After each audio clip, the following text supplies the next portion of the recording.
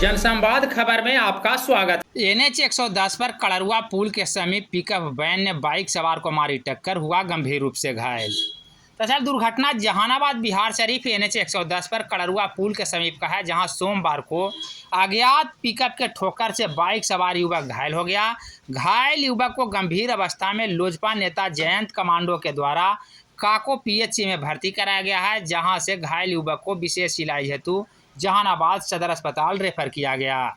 इस संदर्भ में प्रत्यक्षदर्शियों का बताना है कि पिकअप काको से जहानाबाद की ओर जा रहा था, जो पहले एक बाइक सवार मां बेटों को ठोकर मारा, बाद में पीछे से जहानाबाद की ओर जा रहा बाइक सवार युवक को ठोकर मार दिया, जिसमें युवक गंभीर रूप से घायल हो गया। घायल युवक की तत्काल पहचान नहीं हो पाई है। तत्काल उसे काको PHC से विशेष इलाज हेतु जहानाबाद सदर अस्पताल रेफर किया गया है।